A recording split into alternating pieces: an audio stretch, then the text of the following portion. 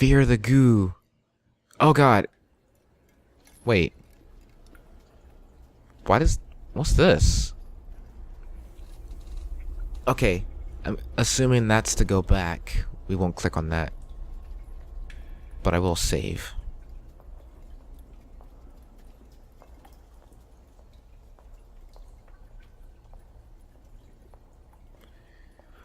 New Orleans outposts. Initially, the outposts were each equipped with...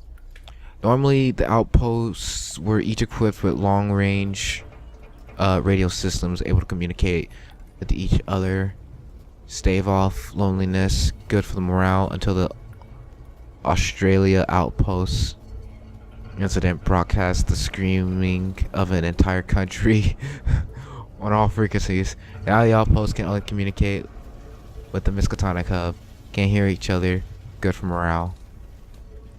Holy shit, that's fucked up. It's like, oh no, we accidentally broadcasted the screams of an entire country being eaten by, what was it, Yog Shoggoth? By the Shoggoth. Oh man. Oh, it's an investigation point. Huh. Fear the goo. Written goo. What goo should I be fearing? Should I fear the goo? Should I fear the goo, the fear? Should I fear the goo, the fear the goo sign is written in? That could have used, quotation marks. Maybe it's peanut butter. Humans are... Wait. Larl...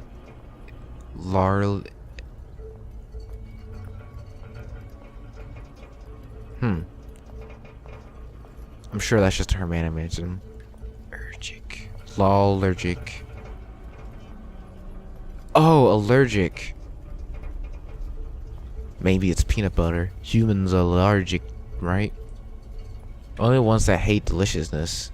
Nope. I think this is the warning about the same goo. I think this is a warning about the same goo it's written in. Can't be that dangerous then if the warner preferred using it over, you know, a pen or his blood. I remember there's scenes where she has like a jar of goo and she uses her magic eyes on it. Is this that goo? Is this goo primordial goo that humans are made out of? Because that's... Maybe he has no pen. Maybe his pen is goo. Maybe that's why he's so afraidy. Because of pen goo. Guess there's only one way to find out. Let's keep going. Oh, okay. There's just jars of goo. Oh wow, I can't even move on. I gotta, like, the goo room. There's a lot of it. Okay. There is...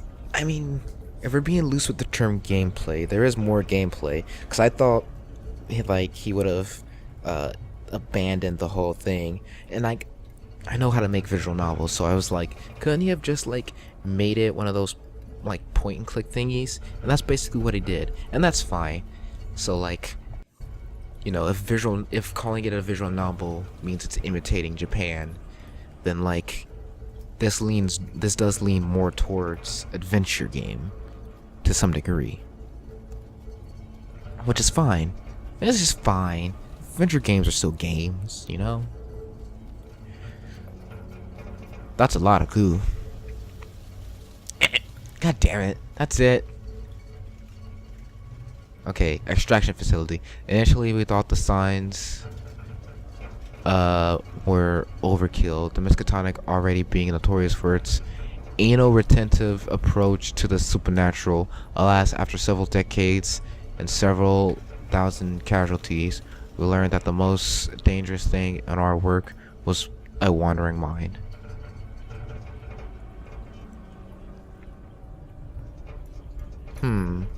Shitballs.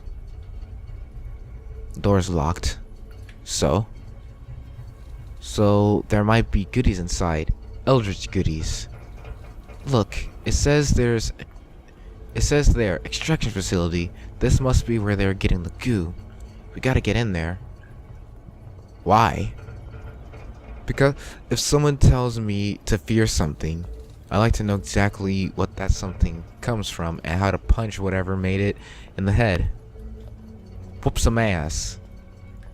Besides, it sounds exactly like something that the hottest new occult detective team in New Orleans would do, right? Solving some sick mysteries.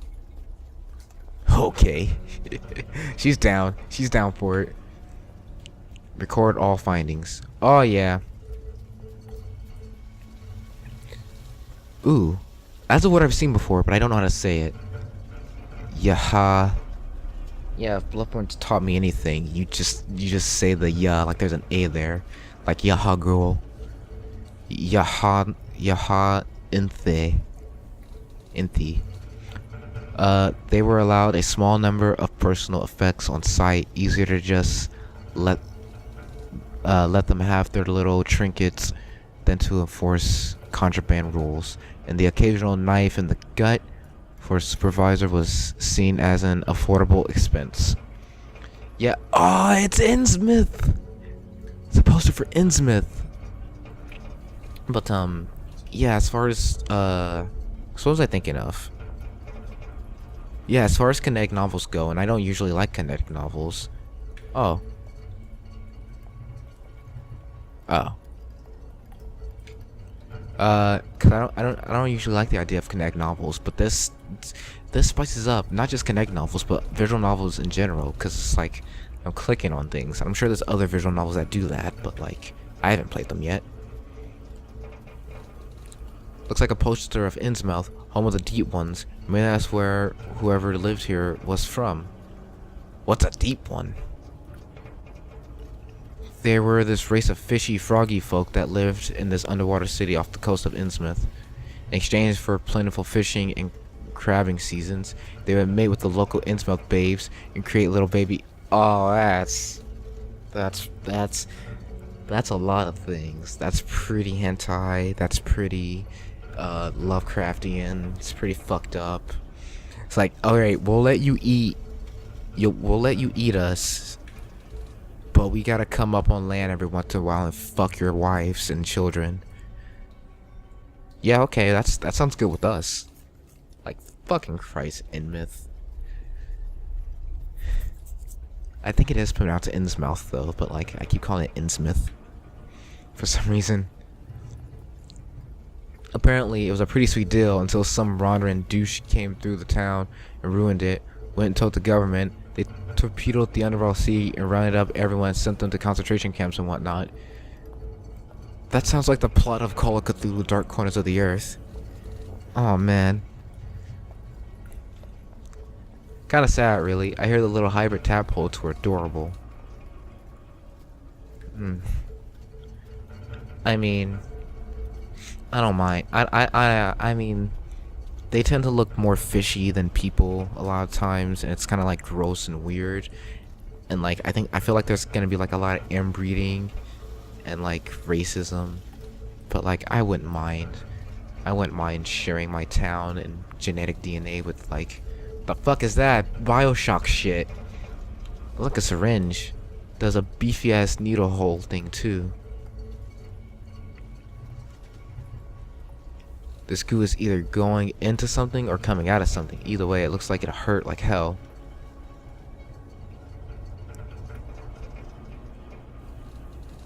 Some sort of manifesto.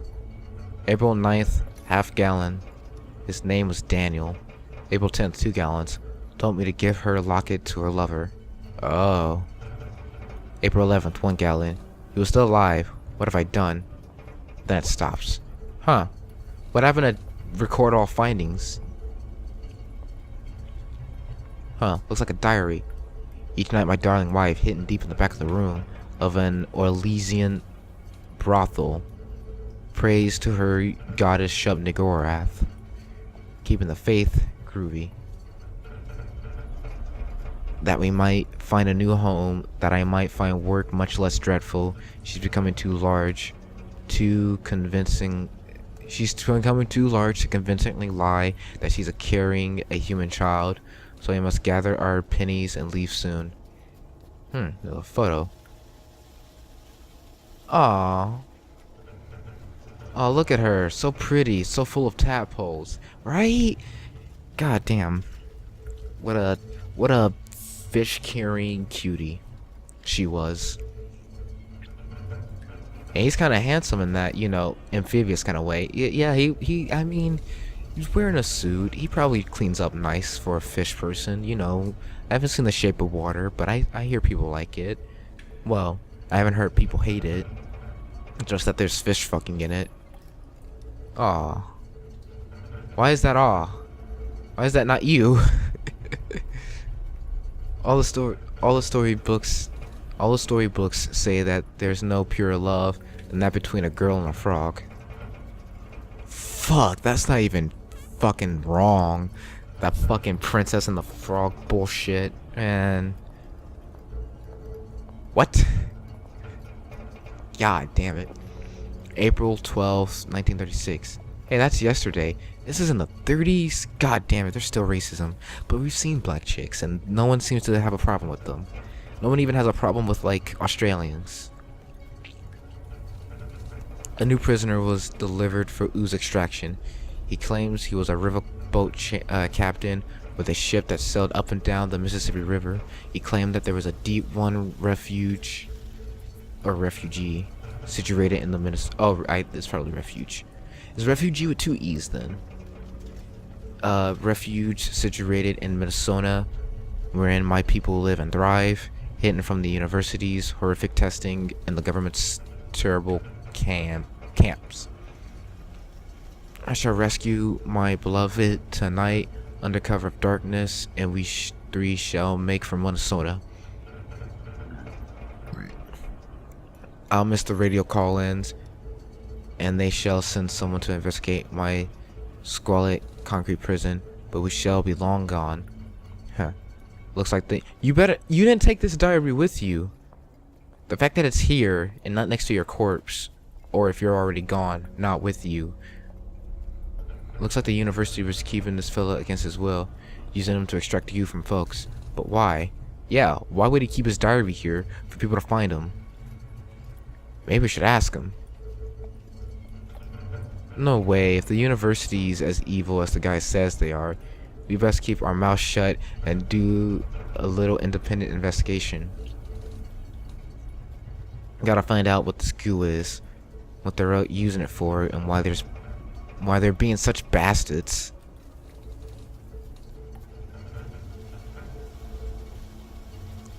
Yeah, I can't even go back. Can't talk to Lizzie. Okay. Not for holding delicious pastries. Aw. Holding cell.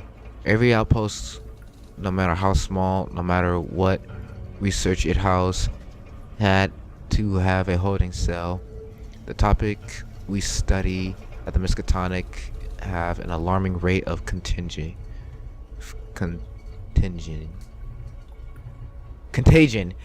God damn it.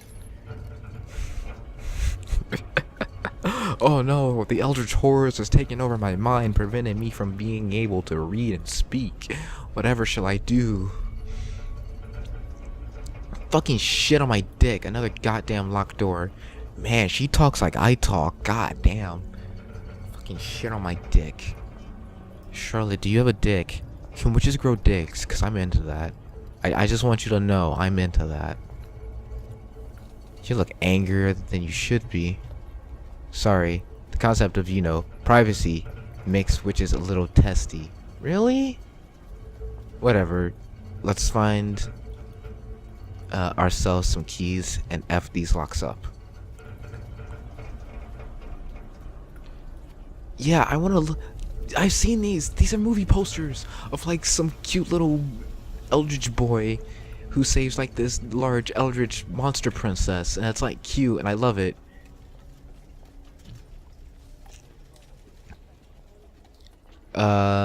The deep ones could be manipulated in a way humans couldn't. They have what the brain called a deeper emotional intelligence than us. Their cry at the simple concept of tragedy, so to threaten them with their own was viciously effective. Oh, interesting. So deep ones is a strong name for what is essentially just fish people, I gotta say. But that being said, interesting. So they're like more emotional than people, therefore more manipulative. But I imagine on a magical level, they're more stronger, potent? I don't know. I know very little about Lovecraft. It's just so interesting. Dead Randy, the sexy necro. Oh god, I want to see all of them. What the fuck? Are those the super rare Dead Randy monogrammy art covers? How did he get these? These are ultra banned all across. Why are they banned? Why are posters? Fuck it, whatever. We gotta take these. What? Dead Randy, the sexy necromancer. This is cute little incubus. He's an incubus that runs around saving zombie girls after the world ends, and then boning them. I fucking love Dead Randy if that's the case. A little Shota incubus, fucking zombie girls. It's literally my hentais. The story arc was written by my first coven den mother, Agnes G. Williker. That's a name. It's a story of how this succubus girl, this purple girl here, wants Dead Randy all to herself, but while they're all mutual, Dead Randy gets sad that he's not boning mad dames, and him and the succubus girl learn that love should be shared with everyone and not saved for individuals. So he's boning succubus and zombie chicks. That's adorable, dude. I'm down. Jack, Mr. Jack, sir, if you're watching this, please, I want more elaboration on Dead Randy and his adventures. You know, after you finish the Undertow story. I don't remember what it's called. I apologize. But yeah, Dead Randy, I'm down. Why'd the humans ban it? That was not the correct accent. The same reason they banned everything. Folks were getting too cheerful, promoting cultist ideologies, they said. Not sure how love everyone you can and don't be a douche is considered the same as, you know, let's get Cthulhu to F the world up, but whatever. It's the same. I don't think he meant to, but like, the writer, I mean, there's only one dev of the game, but dev of the game, this could be seen as like satire. I mean, I say that having very little knowledge of the political world, but like pretty much it's like, yeah, like, how can this thing that has no negative consequence whatsoever be bad? Oh, because of Christianity. Alright, I'm taking it too far. Let's move on. Plus, I guess Dead Randy's pretty rampant in the streets. In real life or in the movies? Because, I mean, if he's an incubus, I can see him getting around just sticking it into any hot dame he sees. Hard to get that love everyone message across in a story about a nymphomaniacal blue midget without getting, you know, vigorous. Okay, fair point. But the message was so awesome, completely true to our cult's mantra, and everyone in Chesapeake thought us witches were pretty groovy after these stories came out. Preach love and compassion, for the universe offers neither. They put that as our town's motto after Miss Agnes wrote the series. Yeah, you said your den mother was the writer, so I guess she's part of the same cult.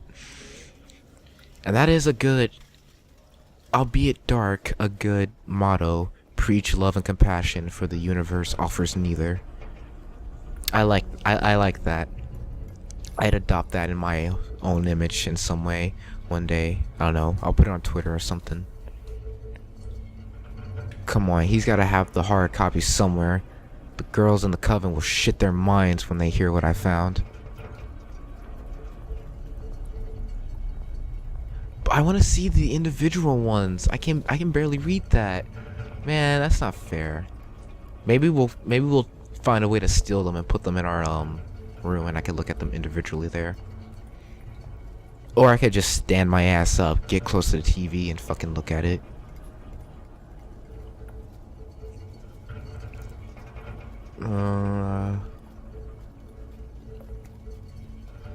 Oh yeah, look, you're a different girl. You're the zombie girl. You're the zombie girl. Okay.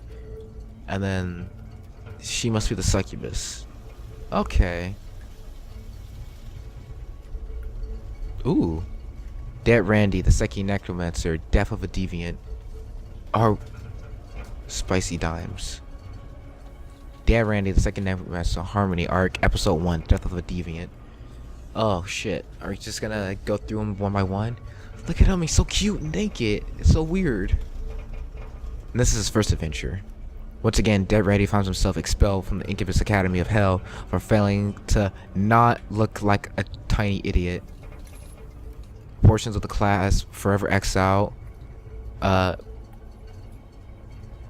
Wait, for failing the... Oh, I see. I said it needed quotes, and then I don't even use the quotes. For failing the not looking like a total idiot portion of the class. Forever exiled, Randy seeks refuge on a desolate earth destroyed by a mysterious plague that leaves the land barren and all but zombies. Using his power of necromancy, Dad Randy cobbles together another village made of bones and sinew, drawing zombies from all over the wasteland looking for a place to live. Sinew. I've seen that word before.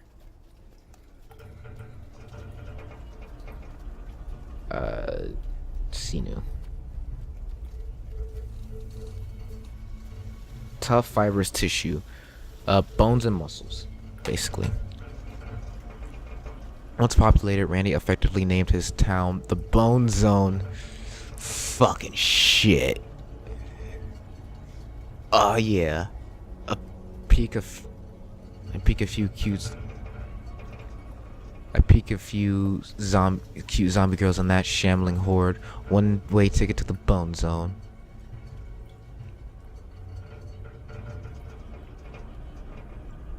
Two, three, four, five. Hey, we might actually get all 5 here. All my complaining for nothing. Look at that cute zombie. Look at that cute zombie girl. Yeah, she's missing both arms and a foot, and she doesn't have pants. Who fucking cares? Dead Randy, the Second Necromancer, Damsel in Distress. Or Damsel in Decay. That's a good title for the subject matter. And this is the Harmony arc. What if there are other arcs? With Bone Zone complete and the zombie village is settled, Dead Randy enjoys a life of carnal luxury. But with hordes of zombies come their arch enemies, the only living creature left on Earth.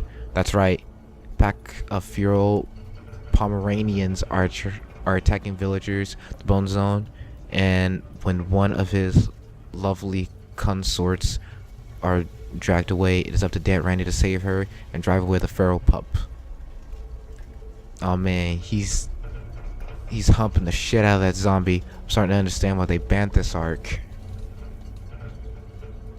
Butts aren't supposed to fall off. He's humping the shit out of that zombie. God, that sounds hot.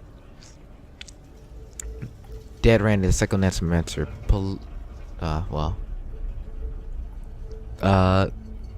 polyamorous Pollyanna. A new visitor from the underworld arrives in the Bone Zone. A salacious succubus named Sally. Marveled by his accomplishments, Sally becomes enamored with Dead Randy, demanding that the pair revoke the demonic job descriptions and become mutual lovers. Shocked at the idea that another demon could love him, and much to the dismay of the hordes of zombie girls, Randy vows to become Sally's boyfriend. Poor Dead Randy, seduced by the idea of exclusive affection, like my den mother always says, love 100 people and 1,000 people will love you back. That's nice.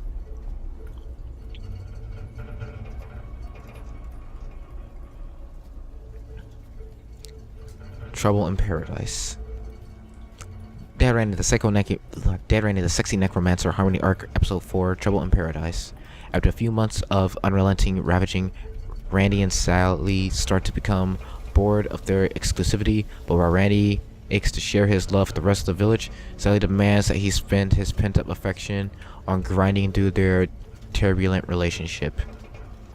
Bad move, Sally. You've got two folks going against their nature of sharing happiness with the world, desperately trying to keep their happiness between each other. Share it, man.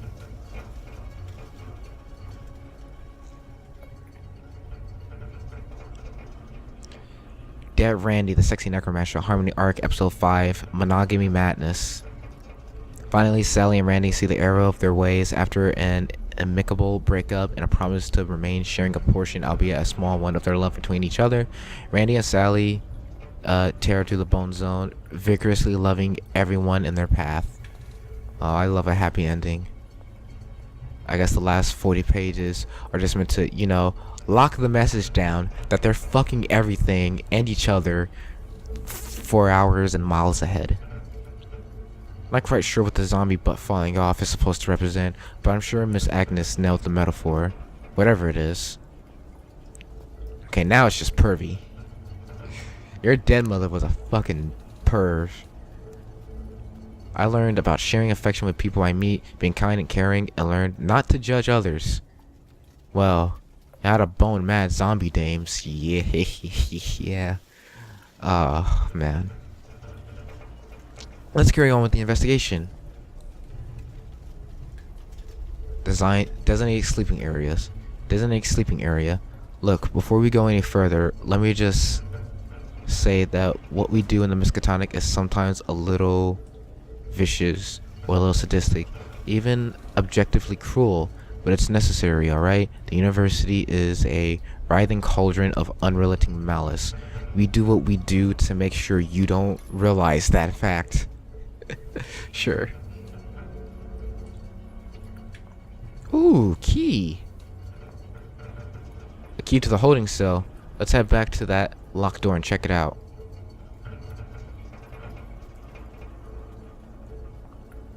Success. Now let's find out what the goo's coming from. Oh. What's that? What's that? What's that smell? It's blood. A human one.